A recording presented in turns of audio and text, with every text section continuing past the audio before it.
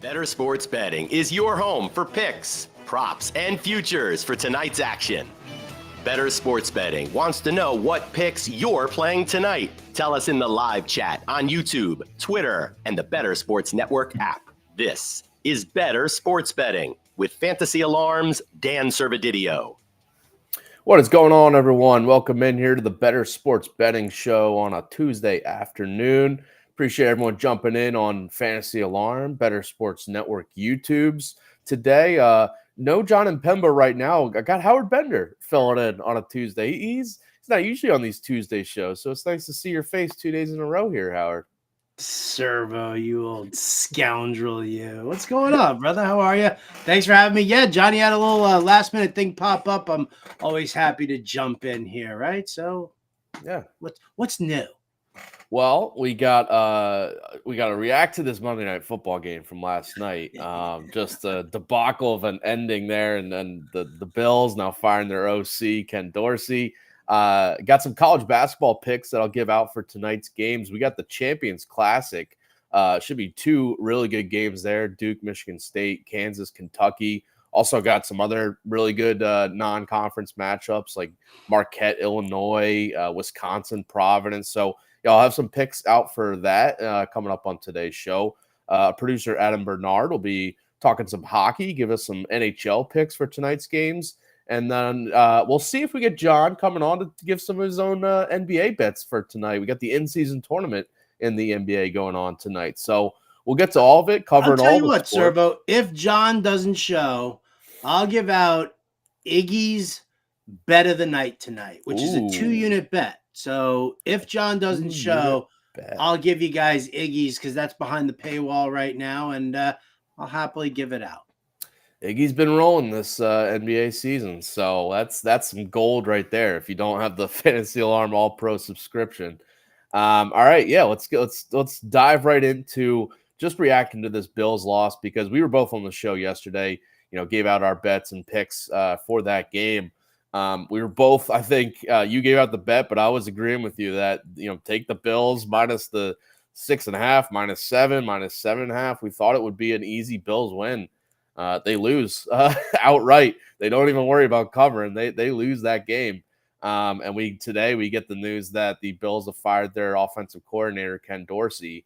A lot of talk on Twitter and around the fantasy or betting circles that maybe it wasn't all on Ken Dorsey for the turnovers that Josh Allen had last night, but I don't know. Instant reactions to this. We'll touch on a couple of odds, futures odds for the Bills going forward. But I mean, it's pretty embarrassing that they lost at home the way they did last night.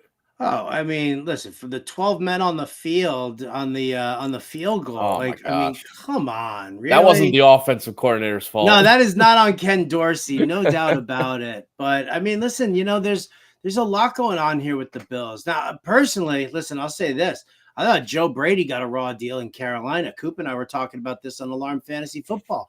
Matt Rule should have been the guy to get fired, and then you could have moved, Joe Brady into that interim head coach, let him keep running that offense. So, I do think that this is actually an improvement in offensive coordinator. I'm a big Joe Brady fan. The issue here that really we sit with is, the Bills didn't go out and get themselves any help, in the offseason, right? Dalton Kincaid's great, and that's, fantastic. But, why didn't you get a wide receiver too to be opposite Stephon Diggs? Gabe Davis isn't that guy. Gabe Davis is a great wide receiver 3, right? I'd put Gabe Davis as wide receiver 3 over Khalil Shakir, who's a good wide receiver 4, right? But you don't have anything in that spot. And I think that is, very problematic here for Buffalo. And I thought they should have gone after somebody at the trade deadline, but they didn't. Bottom line is, it's going to be interesting to see how Joe Brady alters the offensive scheme that was laid out. Like Dorsey was just kind of carrying over, the old regimes with putting his own little spin on it. But, this was still more or less a lot of Brian Daboll in there. And that's really the question. Is Brian Daboll the guy who keeps Josh Allen in line? And can Joe Brady help make that happen? Coop did a great imitation of the announcers from the broadcast last night. They were like, yeah, Josh Allen, I mean, he's a fantastic player. He's got a cannon of an arm. He can run the football and everything. All things considered, he is a phenomenal quarterback. The one little thing, like if I had to nitpick here, would be to say that, he gives the ball to the other side too much, right? Like, I mean, that's really what they were doing on the broadcast. I mean, that was it's the turnovers here for Josh Allen that are killing them. Can Joe Brady get him to calm down? Can he get him to wrangle that in? We're going to have to wait and see. But I mean, nothing really changes in the realm. It's kind of funny. The over under on the, I can't remember what the exact number was. I think it was 10.5 for the Bills, their win total. And I got it up right now. Yeah, it's 10. It was 10.5 preseason, and we both went under. Both went under. Britt Flynn went under also, and she got flamed on TikTok for throwing that out as a hot take, and we were all in on the under also. So, I mean, this is from a betting standpoint now, when you're looking at this, AFC East. I'm sure the movement on the Dolphins has probably been significant as for them to, win this division. Yeah, right now the Dolphins are minus 350 favorites to win the AFC East over on BetMGM Sportsbook. The Bills now down to plus 350. And at the beginning of the season was basically they were co-favorites to win this division. The Jets slightly behind. But yeah, the Bills now fallen. If you're looking at them to possibly win the AFC East, even they're at plus 1,200 and plus 2,200 to win the Super Bowl on BetMGM Sportsbook. So their odds are plummeting. And you look at their schedule coming up, it's a rough one because they get the Jets next week, which they lost week 1 against the Jets. So who knows? Division game. But coming up after that, they get the Eagles, the Chiefs, the Cowboys, and Chargers, and then they finish the season with the Dolphins. This is a tough schedule, and I remember when we broke down, each team's win totals at the beginning of the year, I specifically remember going through this schedule and just seeing wow, the Bills have a gauntlet, especially late in the year in this second half of the season, and if they drop a couple games early, a lot of these games, Eagles, Chiefs, Cowboys, Dolphins, I could see them losing any of these, and probably multiple ones, so it's a tough back end of the schedule for them to try to, even make the playoffs now in the AFC.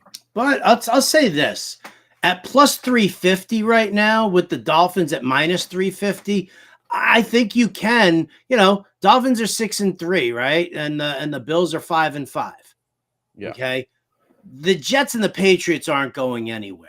Nowhere. Forget it. The organization, the Jets are dead with Nathaniel Hackett as their OC, and the Patriots are dead in the water. They don't have a QB, and they don't even know what they're doing. So it comes down to the Dolphins and the Bills. They're, game and a half apart right now in the standings. If Tua goes down, gets hurt, what happens with the Dolphins? Yeah. I mean, yes, it's a gauntlet. Both teams, both the Dolphins and the Bills, have very, very tough schedules coming up. So I think that if Vegas is going to give me plus 350 for the Bills just to win the division, that's it, just to win the division, I would sprinkle a little something on that just to see. Yeah, I mean, it's not like a insurmountable lead. Maybe you could say the Lions in the NFC North with even though Josh Dobbs has come on strong with the Vikings, you kind of pencil in the Lions to win that division. But yeah, this isn't a 5-game lead in a division at this point. This is, the Bills, if they could turn it around, and the Dolphins, suffer a couple losses coming up, then yeah, these odds could easily change in a couple of weeks. So yeah. I'm with you. I think there's value on the Bills for sure. But I am glad we both took the under on their win total because I don't think they're getting to 11 wins this season. I will say that. Tell you, it's brutal, right? It's crazy. It's crazy. Bills Mafia was so mad at us for that take. Listen, wake up, kids, wake up. It was a team that went 12-5 last year, and taking the under, you could still have a 10-win season by the Bills. Just kind of picking those two games that could go the other way. So. If you've got it in front of you right now, what's Minnesota? What was Minnesota's win total? Minnesota was 8.5. And I took the over, right? You took the over. I went under. And they got what? They're 6-3 right now? 5-4? Pulling it up. Where's right Minnesota now. at this point? They are 6-4. 6-4. Beautiful. Beautiful. You're That was feeling good another about one. that? What's that? You're feeling good about that? Well, I mean, I like it because, you know, that this was a polarizing team and you really had to like kind of figure out what was going on with them. They won 12 games last year. So why was their win total sitting at 8.5? Like that, you know, is kind of crazy. But I think it's because they went, I forget the record, but they had a stellar record in like 1-score games last year. That was just the luck factor, I think, kind of really helped them last year. And early in the year, they did drop a couple of those 1-score games. So it was kind of trending that way. Now they've reeled off 5 straight wins, I think. So Josh Dobbs, man. Well, they got the magic of that right now. So that definitely makes me feel good. That was another one that I was kind of like, which way do I go on that? So the Bills it's trending on that under, which is going to be tough for everybody to stomach. And the Minnesota Vikings, even with losing Kirk Cousins, losing their starting quarterback, could end up going over on their total. Just need 3 more wins out of them. Come on, Vikings, Skull Vikings. By the way, Denver now 4-5 with a 3-game winning streak. Now their preseason win total was 8.5. We both went under on that one. Yeah. So we'll see. That one's still up in the air. But are you buying Denver right now? Man, it's tough, right? Well, the fact that it is Sean Payton and it is, I mean, it's still Russell Wilson, as bad as he was last year. This is still, you know, a Super Bowl winning veteran quarterback. Their defense has been playing a lot better in recent weeks. So I'm not writing them off. I mean, I don't think they're going to win overcome the Chiefs in that division, but they could sneak in the playoffs. It's not over for them. It's not over for them. It's so funny too, because I was watching the games on Sunday and you know, when Minnesota won, just looking at like social media and everything with all the Josh Dobbs stuff. I mean, it was crazy, you know, about, you know, talking about, you know, all the awards that he should be winning. What's going on? And immediately I was like, oh, okay, let me see who they play next week. Oh, look, Denver. And I tweeted out, I'm like, I'm definitely taking Denver and the points, whatever points they give me next week. Right. And I was like being a smart ass because of all the hype there. But now all this hype is falling onto Denver, that they've suddenly figured it out and what's happening here. So now I'm like, this is like, no wonder that, you know, they didn't flex that game out of prime time, because you've got like, you know, the feel-good story of the year right now in Josh Dobbs. Rocket scientist goes from bench warmer to, you know, starting quarterback, throwing to Justin Jefferson, possibly even this week. Yeah. And Denver, you know, it's like, oh, they're turning their whole season around. They've won a couple in a row. Big upset off of the Bills. The point spread's garbage too in that one. Don't even like it. I think it like Denver favored by 2.5. Is it? So bad. I mean, that one is, it's a Sunday night football team game, as you said. They didn't flex it out because both teams coming in on a win streak and storylines abound on both sides. So we'll see. We'll be giving out some betting picks on Friday's show. We'll be previewing some more games on Wednesday tomorrow. So we'll see if we throw that one in to discuss more. But yeah, the Bills, man. And it's crazy how that game ended, by the way, because the 12 men on the field, they missed the field goal.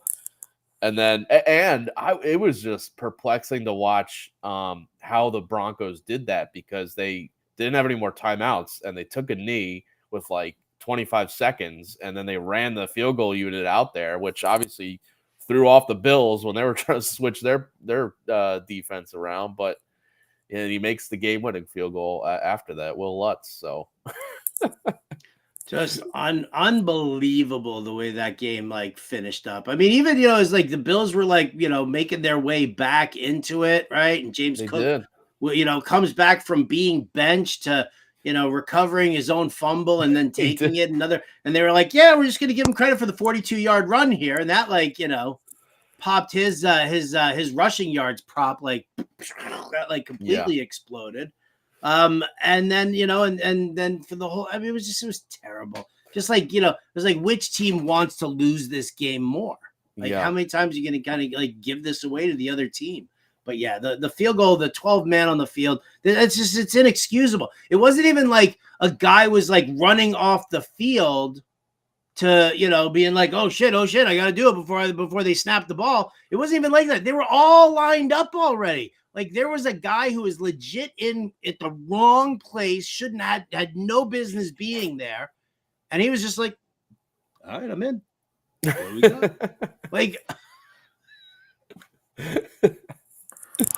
got? By the way, the Dalton Kincaid, I gave out his over on receiving yards. Garbage too. I lost on that one. You gave his over on receptions, and we both missed it by 1 catch and 2 yards. Yeah, it was that 6-yard drop in the second half. I was like, are you effing kidding me? That 6-yard drop right there cost you and I both the money.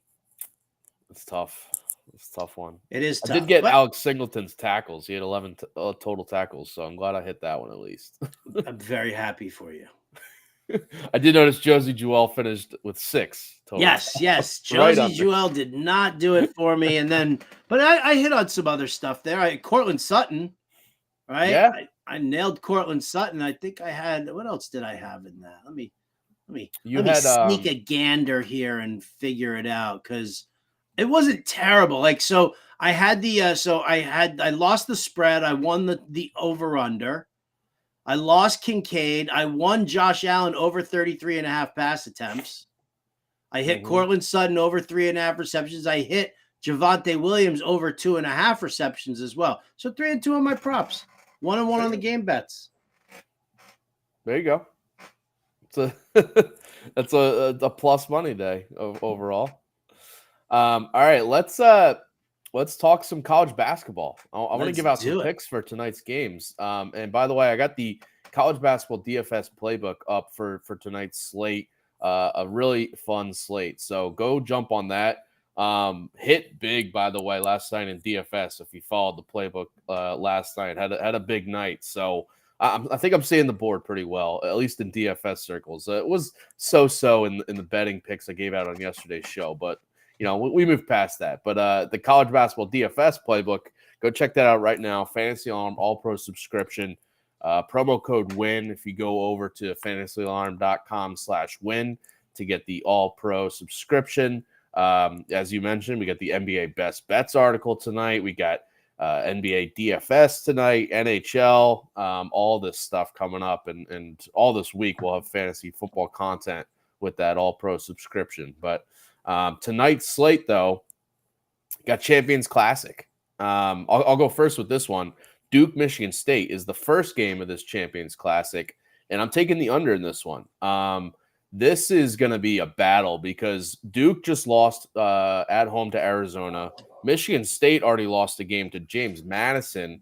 These two teams are desperate to win this game, and I think it's going to be just setting up for a defensive battle with both teams just bringing the defensive effort and intensity to make sure they don't either team stretches out a lead at any point. So I just see this being very defensive here. So I'm taking the under. I expect Tom Izzo and Michigan State to have a game plan defensively to slow down Kyle Filipowski down low. And when we saw against Arizona last game, when Filipowski was out of the game or when he was missing shots, Duke's offense, they didn't really hit their stride. They hit lulls at times when Filipowski wasn't doing his thing. So I think Michigan State's going to come in here, veteran, Tom Izzo and a veteran team, just having a game plan to slow down one of the best players in the sport and force Duke's other guys to beat them. Overall this season, by the way, Duke and Michigan State, both very slow-paced teams, slow tempo, both like 270th or lower in pace in the sport. Was the same thing last year, by the way, for both these teams. So this is just carrying over.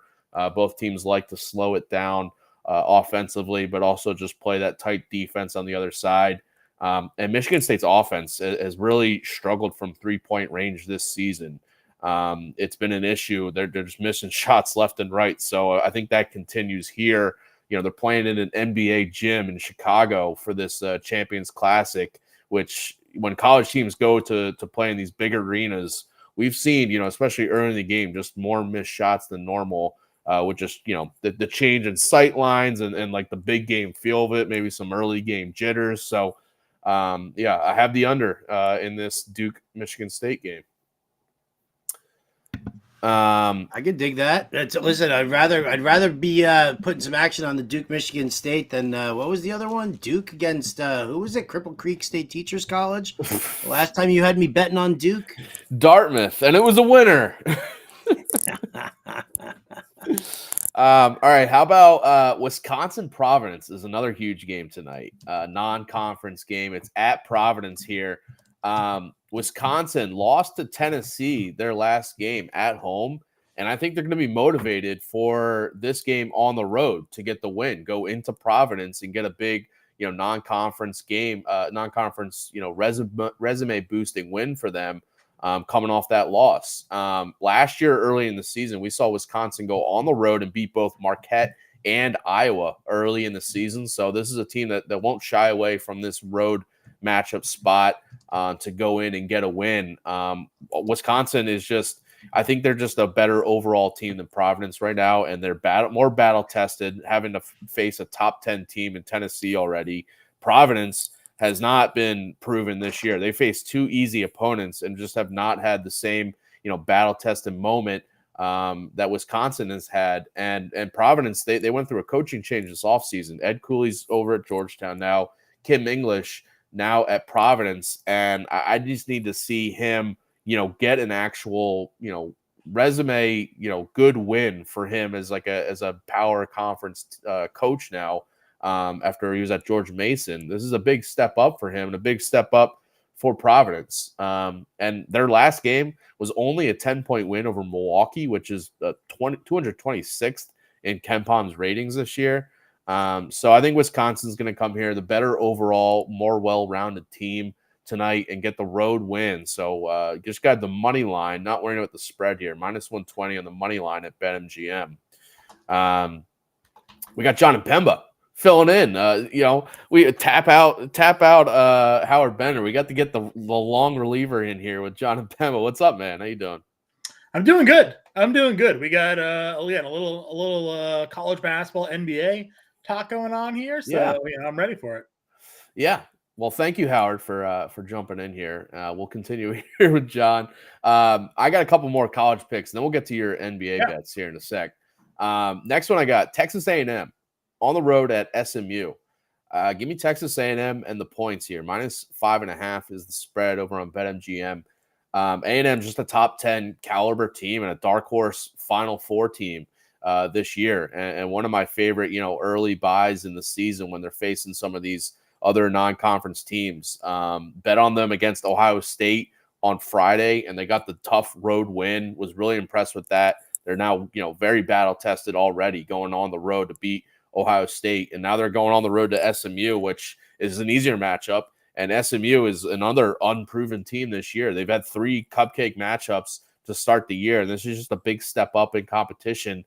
They've beaten Lamar and Western Illinois in these past 2 games. Texas A&M is very good defense, very efficient offense. This is a tough matchup for SMU, who their best player, Zurich Phelps, is very good, but he isn't shooting well to start the season. And if he's not on, then SMU lacks other, role guys and playmakers to pick up the slack and to keep it close if Phelps is kind of slow and it isn't on his game, which, as I mentioned, he hasn't been in the past couple games. Other guys have been, just having to make do. But Texas A&M has the defensive backcourt and talent to frustrate and limit Phelps. Wade Taylor and Tyrese Radford, one of the best backcourt duos in the SEC, in the country. And again, outside of Phelps, I just really worry about the rest of SMU's unproven roster to really keep this one close. So I think Texas A&M going to go in here, get a convincing win to cover the spread. And then last one, Jacksonville State plus 7.5. Last time I checked, was the line. Last night, I got this at plus 12.5. This line has been moving because West Virginia is a mess this year. I faded them earlier this year multiple times, and it's been paying off. I'm going to keep doing it because West Virginia's offseason was just a mess with Bob Huggins resigning. They lost a ton of players in the transfer portal, had to replace a ton of talent overall, brought in transfers.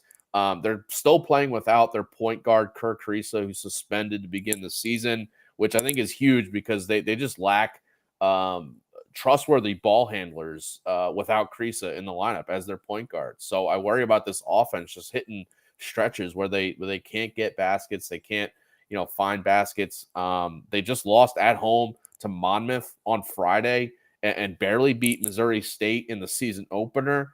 Jacksonville State is not a good team, okay? They're not a good team, but this is just a complete fade of West Virginia until I can see West Virginia can actually handle, easy opponents, which they haven't proven so far. And Jacksonville State is actually rated higher in Ken Pom and Bart Torvik advanced ratings than Monmouth, which is the team that just beat West Virginia. So, give me Jacksonville State here. They got a dude, Kai Tandy, transfer from Xavier, who, I think it's huge for any underdog mid-major team to have a guy that's transferred from a power conference team that can be their, go-to lean on playmaker who's not going to back down from the spot on the road at West Virginia. So, give me the Jack State Gamecocks for this one. I mean, it's a big line movement. You get 5 points down from what you had it on. It might be moving more by the time tip-off comes, honestly, because it's one of those things in college basketball where it's what people realize West Virginia and Louisville is another team where I've been just fading because these two teams are a mess right now to begin the season. So, All right, how about some NBA? I know you got some NBA picks for us. I do. By the way, over on fantasyalarm.com, we got Iggy Gilbert's best bets article for tonight's slate. So definitely go check that out because he's been on fire for us and giving out winners left and right with his best bets articles. So check that out with the Fantasy Alarm All Pro subscription. All right, where are you going? We got the NBA in-season tournament, right? All games tonight in the in-season tournament, these special courts. Yeah, I was saying the Phoenix Suns have a court that I think is some of them are eyesores. One of the uglier courts that we have probably so far that I've seen. Just the whole color pattern of it really doesn't make any sense whatsoever. I'm just going to throw it on the screen for everybody so they can see what we're talking about here. Ugh. I mean, what are we doing? Plus, they wear their purple jerseys on top. Sometimes, yeah. So you got a full purple with I don't know where the blue fits into what the Suns are, but anyways, that's what they got at Phoenix for their city courts here.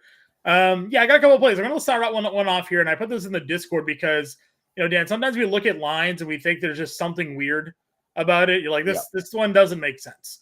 So we have the tonight the Nuggets at home against the Clippers, and they're giving just 4.5 in this game. I say giving just 4.5 because the Clippers have been atrocious essentially since James Harden and that whole crew basically got together. They've lost 5 straight, including the fact that they were just 8-point home favorites against the Memphis Grizzlies, who had 1 win going into that game and lost outright to Memphis, going on the road as an 8-point favorite at home. And now they're going into the defending champions, into the face what likely is going to be the league MVP this year in Nikola Jokic, a team that is just rolling through opponents, and it's only a 4.5-point spread. I don't get it. It feels like it's too low to me, so I'm all in on Denver here. I think this is still the books giving a little bit too much credit to the name value of what's on the Clippers roster with Westbrook, Harden, George, and Leonard. But they've lost 5 straight games. They're 0-5 against the spread on the road this year. I don't know. It feels like a weird line to me. Almost like maybe someone's going to get ruled out tonight, right? All of a sudden, 9:30 rolls around and Michael Porter Jr. is out, or Jokic is out, or something like that. I don't know. Feels like a weird line, but I'm going to bet it now. I think 4.5 feels too low for this game, given the way the Clippers are playing. So give me Denver minus 4.5. Another line I'm going to be looking at here. Real quick. Yeah, go Good. So these lines for whatever sport, but I totally agree with you. Like when you see a line that's just kind of feels a little weird, a little suspicious, there's two ways to go on it. One way is like, all right, I'm taking the Clippers and the points because this line makes no sense. The other is like, I think you got to think that Vegas is just begging people to take the Clippers here. Right. And the other way to go is, take Denver to win and cover because they're just, this, and it might be a spread that kind of moves up closer to Denver with late money coming in. So, Right. there's two ways to go on it. But obviously, I think, especially with Denver, they lost to Houston their last game, right? Yeah. So I feel like they're going to bounce back and get this one. Agreed. And Houston's actually been a really good team. They won like 6 straight. I mean, like Ime Udoka's gone in there and just like really helped them. Some of their younger players are obviously developing now. Jabari Smith, Alperen Sengun, Jalen Green, that whole crew. They're really playing some good basketball for Houston. So, Houston could be a surprise team. But Denver 4-2 at home against the spread against the Clippers team, 0-5 on the road against the spread in their current state of play. I feel like this is a pretty easy, nothing's easy, but feels like Denver should be able to handle this one pretty well. Another line I'm looking at here, and this is one that moved huge with the Steph Curry news. Golden State's at home tonight going up against Minnesota. Minnesota's been one of the best teams in the West to start the year. They're 7-2 on the year, 6-3 against the spread over their last 10 games here. But Steph Curry got ruled out. So this game went from Golden State giving 4 to now them getting 2.5. So you have Minnesota on the road giving 2.5 here against Golden State without Steph Curry. I still think that's too low the way Minnesota's been playing basketball. I tweeted out today, if you're looking for like a long shot dark horse MVP bet, you have Anthony Edwards at plus 2,500 right now. Anthony Edwards is playing out of his mind. This is an absolute breakout season. He's every statistical category. He is better than this year than he was last year. And it's, 28.5 points per game, rebounds, assists, blocks, and steals are there. Shooting the 3-ball better, shooting free throws better. Everything is sort of trending towards Anthony Edwards having this monster season. And if Minnesota goes out there and is a top 2 seed in the West this year because of it, like Anthony Edwards right now could be really great value as an MVP candidate at plus 2,500. So I'm kind of taking all of that into account and then no Steph Curry here. And I think the 2.5 feels too low still for Minnesota. So I like the Timberwolves minus 2.5 here. Yeah, when you see line movement like that, it's telling you something. So I like that. A couple of player props that I have here tonight. I like Jordan Clarkson over 20.5 points scored.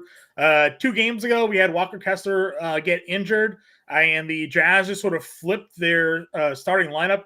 They put Ochai Agbaji, I think is how you pronounce his name, and Keontae George in their starting lineup, and essentially took Talen Horton-Tucker onto the bench, and they replaced Walker Kessler, who's been hurt, with John Collins as their center. What's this done now is taken some high-volume shooters off the floor and put guys like George and Agbaji, who aren't really there yet with their offensive development, and it's led to Jordan Clarkson taking 40 shots over the last 2 games. So he's gone over to this 20.5 point total in each of those 2 games. There's like 31 and 26 points scored here. He had a 26 shot game in one of those 2 here. So just pure volume.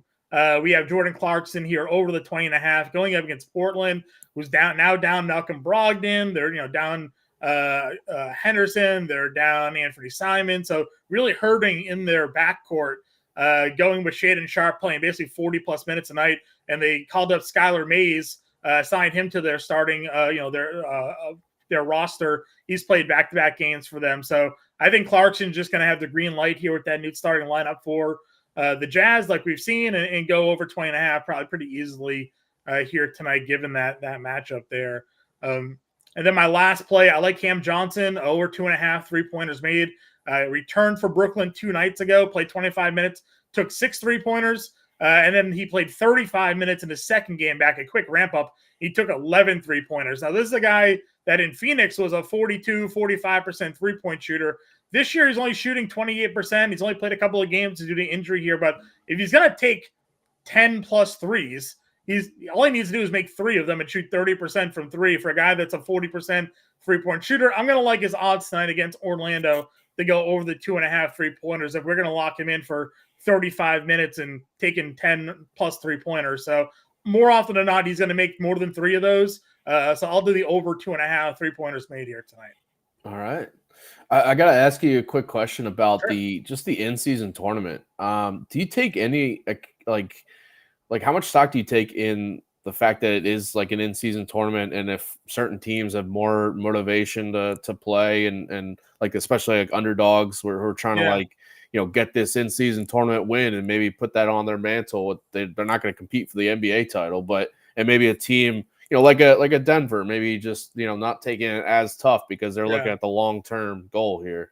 My so far opinion of the in-season tournament is the players don't seem to care that it's an in-season tournament. So I don't care that it's an in-season tournament. Except for LeBron, after I think they beat the Suns. Yeah. Well, They he's his championing in the league, that's Yeah, fine. But yeah, I his think post game interview though, he was like, "Oh, there's like $100,000 on the line. Like we're definitely trying to win." yeah, and I think he's just saying that for the face of the league. But there's been Yeah, other players that are like, yeah, I don't even know what this is. I don't know why it is. I don't know what it is. Yeah, I've seen some people like float out ways to make it valuable. For the in-season tournament. One of them was like, if you win the in-season tournament, you're guaranteed a playoff spot. So you win the in-season tournament, and you're now guaranteed whether it's one of the play-in games, but like you're in there no matter what. So that would give an incentive to maybe a team that isn't going to be there down the stretch, but maybe early in the season make it worthy for, I don't know, Charlotte, or a team that isn't expected to be a top eight in their conference, whatever. But if they win the Eastern tournament, now they're guaranteed a play-in spot. So yeah, like I thought that was kind of a good idea. Like, because some of these players, like you said, don't care about the $100,000. They don't care about an in-season tournament win. But if there's playoff spots on the line, a guaranteed in on the playoffs, like that's valuable. That's something that I think players would play for, even players that are on bad teams that may not have an opportunity to really go out there and win. You might not hear Zion Williamson be like, "I'm struggling to buy in right now." He might actually be looking at this playing tournament and be like, "Okay, like we have a shot. We might actually be able to go in and play some of these games." You won't have teams maybe sitting out guys like we've seen now for rest on these playing games, because they don't really care about it. So something to think about, yeah. as this evolves, if that's a way to get it going. But I don't really put a lot of stock into that. Yeah, I'm wondering if we see any motivational changes, like when it's because right now it's the group play in the in-season tournament, but once we start getting into the knockout games, if it's like Sure. all of a sudden we see a team, if Charlotte is there and like they're playing hard and they're going for it. Imagine if the Wizards, because the in-season tournament meant a playoff spot, they went out there and like locked in a playoff spot. I mean, how crazy would that have been, right? Dude, I'm sure you saw what happened with the Wizards last night, right? Yeah, they blew they had twice. They had a 99% chance to win in that game, and they lost. So, and shout out to our old colleague with Pickswise, Mark Zeno, who's one of their NBA guys, all over Sports Bettor. I saw him post on Twitter. He lost. He bet on the over on the Wizards team total. It was like they didn't score again. 107.5, and Yeah. they didn't score for the past like 5 minutes. They were stuck on 106, 107. Yeah. Ugly. All right. Got a question in the chat here. Thanks for tuning in here. DeAndre Swift season. I love that as an Eagles fan. Where's he been though? Huh? He started off the season so hot. I know they don't want to give him too much work. They're saving him for the end of the season. They got more, this week against the Chiefs. Maybe they're just kind of waiting for him to break out. DeAndre Swift season saying, sup, got money on a 4 money line leg here, parlay, plus 900. He's got Duke, Morehead State, Harvard, Colgate against Syracuse. Love the channel. We'll tail over 2.5 threes. Oh, for Cam Johnson, I'm assuming there. All right. Colgate is an interesting one there because they got Syracuse. They've actually beaten Syracuse each of the past 2 seasons in this matchup. I feel like Syracuse could get them back here, but I do think Colgate is very live in that game, so I can't knock that one. Let me just pull up the schedule to see who Morehead State and Harvard have. Real quick on Duke. I do think they're going to win against Michigan State here. The underdogs, by the way, in Champions Classic games have been hitting, especially, covering the spread, maybe not winning outright all the time, but they've been hitting in these Champions Classic over recent years. So that's just something to keep in mind with think Kentucky and Michigan State are the 2 underdogs tonight. Harvard is Northeastern at home. That should be a win for Harvard. Northeastern is, they lost to LaSalle last game, so they're not. I don't think they should win here on the road against Harvard. And then Morehead State, who they got? They got Mercer. That's more of a toss-up, but I do think Morehead State at home too against a Mercer team that actually lost. Yeah, I would take that one because Mercer, I'm just looking. I wasn't too keen on them, but they lost to D2 Clark in their season opener, and they barely beat Chicago State last game. Morehead State has been battle tested. They've got Alabama and Purdue already on their schedule, so I feel like they're going to be ready just to eat up on Mercer. So I like that one. So I don't mind that. Plus 900 is a very juicy money line parlay there, and you get a couple of I think good mid majors in there to add in. So the Colgate one is what juices that one up for sure. It's risky, but listen, they've done it each of the past 2 years. Syracuse is still another team that's kind of unproven so far this year. They've beaten up on their easy opponents so far, but I could see Colgate winning that one for sure. I think the spread is only at like 5 or 6, so it's very doable for Colgate to beat them as they've done again the last couple of years. All right, let's get some NHL picks in here to finish up. Let's bring our producer Adam Bernard. We got big NHL slate tonight, big college basketball, big NBA slates here, but loaded Tuesday. Yeah, loaded Tuesday here, but we got hockey. Adam, where are you going? Give us a couple picks here. Yeah, it's a 9-game slate. NHL loves to have a heavy slate on Tuesdays. Let's start out near my neck of the woods down in the South Bay. Florida Panthers are in town to play the Sharks. And folks, I'm telling you, every time the Sharks play, you need to look at their opponent's puck line. In the Sharks' 13 losses this season, only one time was it by 1 goal. Every other time it was by 2 or more. Florida's on a 4-game winning streak. They've won 5 of 6. While they haven't covered that, they've only covered the puck line minus a puck and a half in 2 of those victories. Again, this is the Sharks we're talking about here. It's the defending Eastern Conference champions. I think they're going to get a nice, easy victory tonight. So, yeah, I love Florida tonight against the Sharks, and you can get that one minus 115 I saw over at Bettor GM. I bet the Flyers puck line against the Sharks was plus 130. They lost. That was unfortunate. That was the one miss. that was a tough day for John there. They won that game. So, but then the loss is only one time only done it by 1 goal. Yeah, the Sharks only really. They can play with the other teams that you would put in that bottom tier, NHL draft lottery class. But other than that, no, they can't hang. Yeah, I learned that quickly. I was like, wait a minute, Flyers don't look like they can even skate. Never mind, play hockey, and they lost the Sharks. So the Flyers are not a good team, but because they're coached by John Tortorella, they'll never he won't let a team fully bottom out like that. Yeah. So another one I like, staying with the Florida teams on the road, the Tampa Bay Lightning. Yes, they're on a 2-game losing streak, but they are coming off a no-show loss to Carolina. St. Louis is a little fat on themselves, I think, after beating Colorado the other night. Getting a little too much love here. I think the Blues they're heading right back out on the road. So, this sometimes when teams come back from a road trip, play 1 game and then go back on the road, kind of gets lost a little bit here. Tampa's looking to bounce back. I think the better team wins and easily covers here, and you're getting a nice plus 180 there. Also in this game for a prop, Nikita Kucherov over 0.5 goals, even money. He's scored in 4 straight games. He's 3rd in the league in scoring. I mean, why not take a shot for this guy to make it 5 in a row at even money against one of the other really bad teams in the league? Nice. I love it. Yeah, we asked for some hockey picks, and you come out firing. Yeah, listen, you told me to come prepared. I came prepared. I got one more before we get you out of here. One more. And I'm not a big prop guy, but I saw this one, and the trend makes sense. So Kyle Connor, the Jets are in hosting the Devils in Winnipeg tonight. Over 3.5 shots on goal, plus 115.